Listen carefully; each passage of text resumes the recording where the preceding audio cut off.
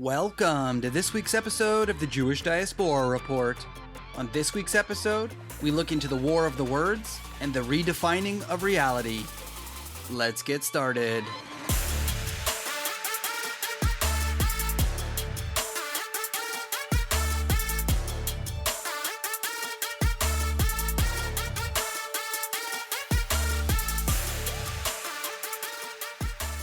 It probably goes without saying that most of my listeners probably recognize that there is an actual physical war going on right now between Iran, Hamas, their proxies, and Israel. What many people may be less aware of is the war of the words that has been going on. Whether it is issues in Wikipedia, a source that is in no way credible, being hijacked by many people who go and rewrite incidents from the past in order to make them seem anti-Israel or anti-Jewish. According to reports, over the past year, activists have mounted a coordinated campaign to reshape how millions of readers understand the Jewish story, from ancient history to modern Zionism, and that includes the Israel and Hamas current conflict. They have removed references to Hamas's anti-Semitic charter, and they have redefined Zionism. It is really sad to say how many people today think Wikipedia is a legitimate source. It is not. But the biggest problem with Wikipedia is the fact that it is user-generated. People can change and adapt and move things around anytime they want, and there's no accountability for fact or truth.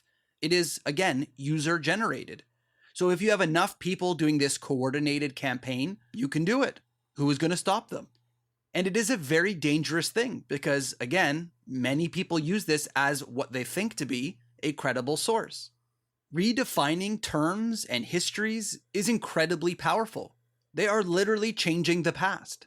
And more importantly, and a little bit more scary, is that some people in high up places are trying to change the present and possibly even the future.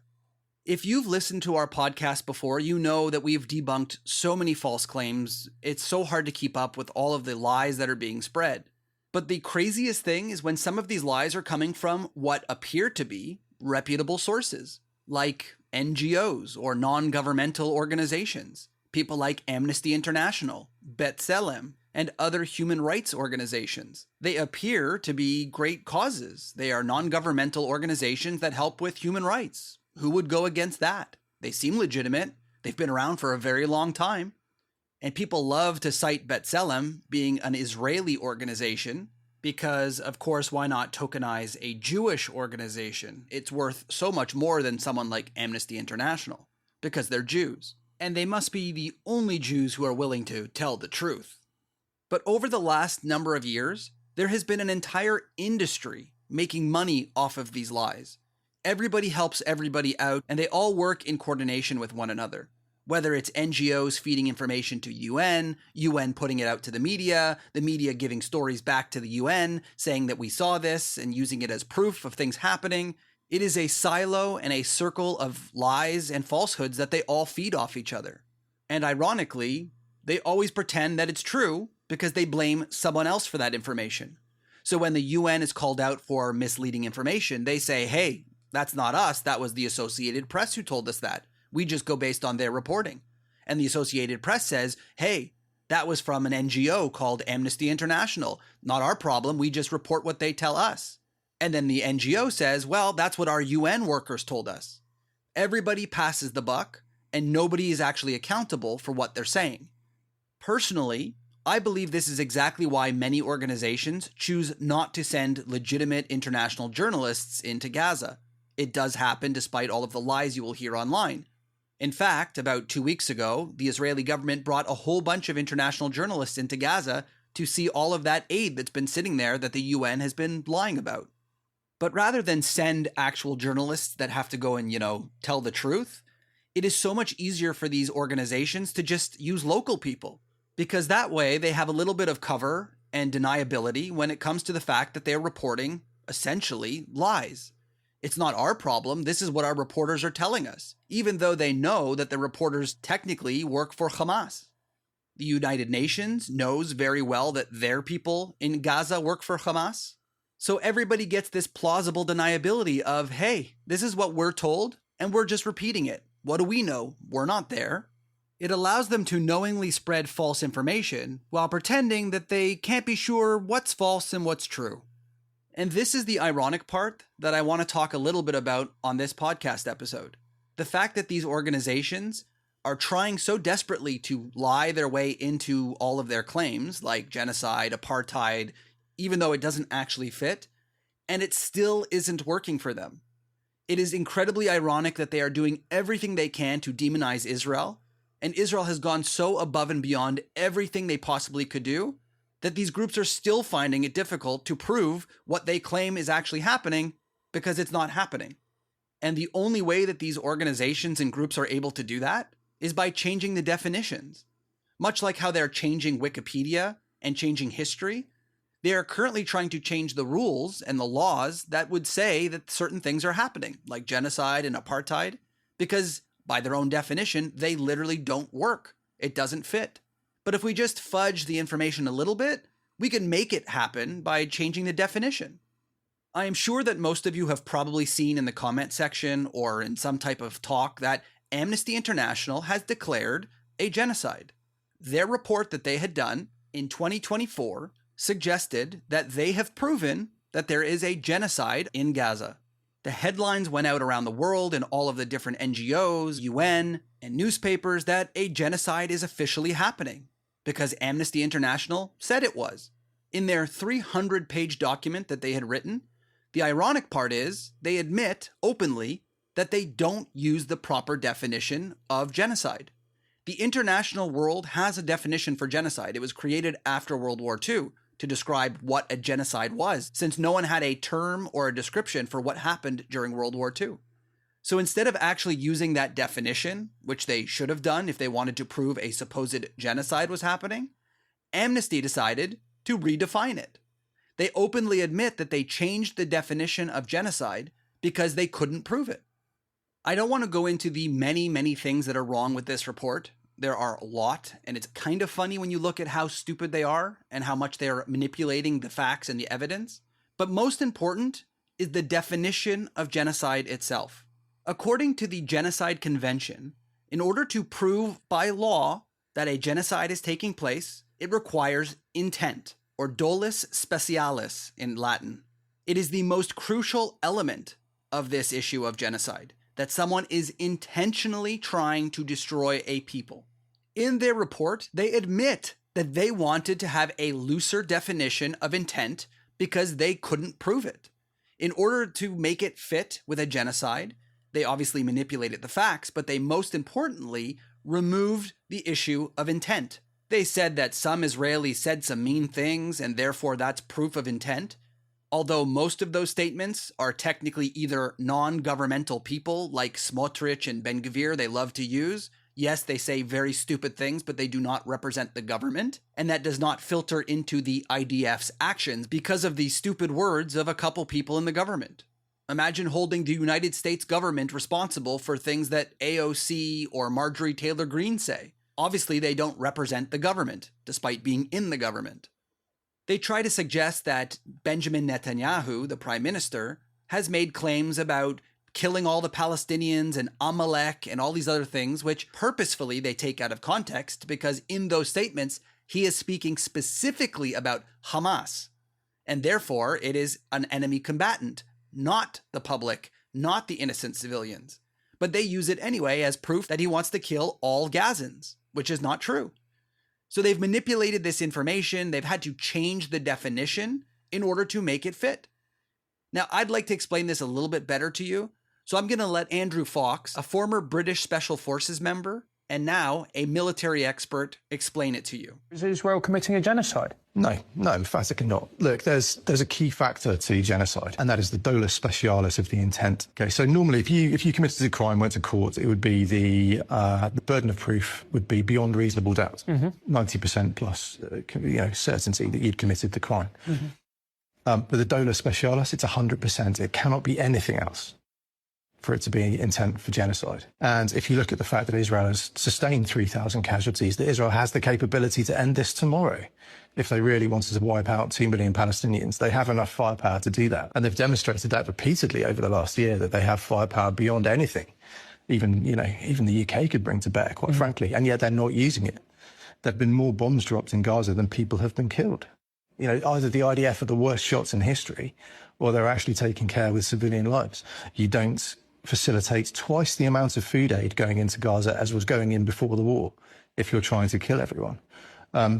You don't put ground troops into harm's way and have 3,000 families in Israel who are now having to deal with the death and the injury of their loved ones. Why on earth would you do these things if all you wanted to do was to destroy Palestinians or Gazans as an ethnic group? It just doesn't make any sense. It really doesn't make any sense, which is why it's not happening and why Amnesty had to kind of wipe this whole thing out of the definition.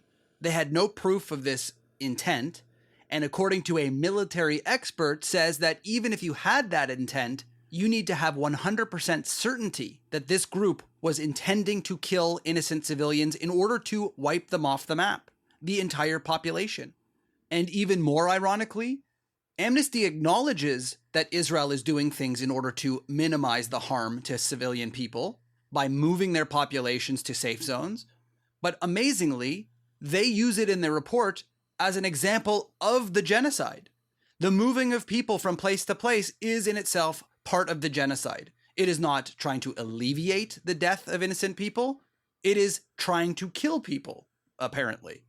As an example of this specific issue, the incitement or intent for genocide, we can simply look back to the 1990s when the UN did rule on this issue in the Criminal Tribunal for Rwanda, where they found there were different newspapers and radio organizations that did in fact dehumanize, calling people cockroaches, and others who gave specific details about where people should go in order to commit massacres, even giving names of places that they should go. So the Amnesty report is really a joke, but it is being used as an actual piece of evidence, not only in the ICJ trial, which we'll get to in a second, but how many organizations and people have you heard online saying, well, Amnesty International said that there's a genocide? The fact wasn't to prove there was a genocide. All they really needed was a headline. They know that their people are not going to read their 300-page report. They just want the headline so they can go and publish it in the media, and then all of their useful idiots around the world can say, well, my media source told me, they based it on Amnesty International, and no one bothers to even read it. And what I tell people so many times online, which is kind of funny, is that the Amnesty report is useful, because technically speaking, if you read it, it proves there isn't a genocide happening. Because they had to redefine the term genocide, it means that genocide, by its actual definition, is not taking place. But the damage is unfortunately done. Amnesty released their report. That's all they needed. The media is still spinning this idea. Western useful idiots have bought into it. And even now, other groups are realizing that they can just simply use the Amnesty definition, one that isn't actually genocide, and use it for their reports.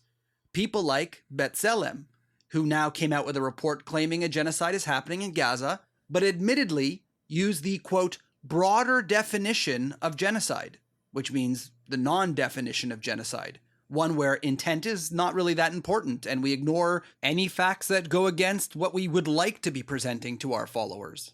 Like how Israel provide them with food and vaccinations and all of the other things that are very non-genocidal. But it doesn't end with NGOs that don't really make a difference in the world. They just do these little reports that sort of go into the media and that's all they do. It is actually because of this Amnesty redefining of the word genocide that we found the Irish government attempting to join the ICJ case with the South Africans and asked the ICJ, a group that literally uses international law, to not use their international law definitions and adopt the broader definition according to Amnesty. In December 2024, Ireland actually went to the ICJ and urged the court to develop and use a more broader term of the definition of genocide, because clearly one is not happening. So we need to change the definition so that way we can get the outcome that we want, which is that we blame Israel for genocide, one that we admit isn't happening under the actual definition. I know this seems crazy, and it kind of is. It's kind of like going on Wikipedia and changing a whole bunch of historical events to try and make them completely different, and the Jews' fault and Israel's problem. It is unbelievable. But this isn't the only time this has happened. Where something isn't happening according to its own definition, we want it to be happening, so we'll change the definition to make it happen, or at least that we can say it's happening. And this was done by an NGO who's affiliated with the United Nations, the people who track famine in the world. And amazingly, this past week, they came out with a report that suggested there is a famine in Gaza. By the way, they've been saying this pretty much since October 7th, and ironically, it's still not true, and they haven't been able to prove it. But now, this past week, they put out a new definition for the word famine. And this isn't like a UN-wide definition change because times are changing, things are different. This is only for Gaza. This doesn't affect any other place around the world. The definition will remain the same, except in Gaza. Because when you can't prove it based on actual facts, just change the definition. On August 13th, an NGO who works with the UN decided that a famine is officially happening in Gaza. What they also included in the report, that of course nobody will read, other than the headline, is that they changed the threshold for Gaza's food insecurity. This is a standardized scale for classifying food insecurity around the globe by all UN agencies. However, they quietly changed their plans for Gaza, and they cut the threshold of how many people needed to pass a certain level in order for there to be a famine in half. What is normally requiring 30% malnutrition has been cut to 15%, which would make it much easier to try and prove. They also switched the methodology of finding out how many people fit that malnutrition definition by changing the way that they do their recording. They switched to a much less reliable metric, the MUAC, which is the medium upper arm calculation of how thin a child is. Experts have pointed out the lack of reliability in these tests, and it's also very interesting as it changes the same test from every other country in the world for the same metric, in order to find more cases of malnutrition with a less reliable methodology. They also included data that is unverified and comes directly from Hamas, which again makes it much easier to claim things are happening when Hamas just feeds you that information. And all of these changes that they made to the definition of famine were buried in a footnote. So even if you try and read this report and you don't check out the footnotes, you've seen all of these previous reports come back with relatively normal numbers, and all of a sudden now numbers are skyrocketing and that famine has obviously taken place. And you may not notice that in the footnote it says the only reason for these increases is because we are using less reliable testing, less reliable data, and we cut our threshold in half to make it more plausible that this is happening. It really is scary how easy it is for these people to change definitions, change metrics, and just bamboozle the entire world into thinking what they want you to think. They wanted to prove a famine, so they had to manipulate the numbers and the testing in order to get the conclusion that they already wanted, one that's not actually happening.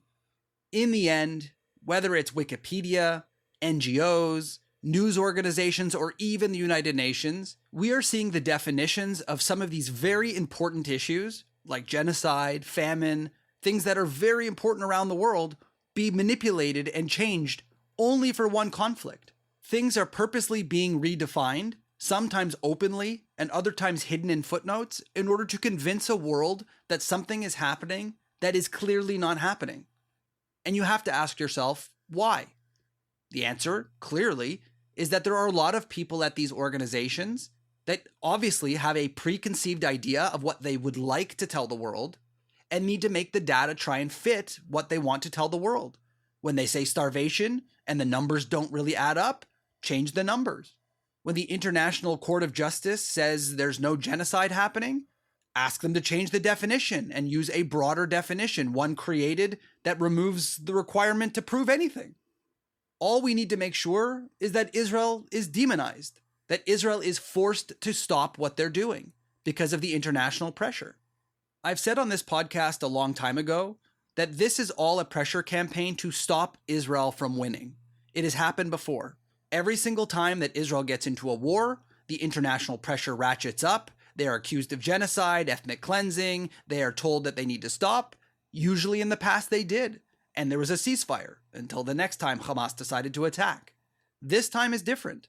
And all of their attempts to try and get Israel to stop, whether it's the ICJ, ICC, Amnesty, all of these countries claiming they're going to recognize a Palestinian state in spite of Israel, isn't working.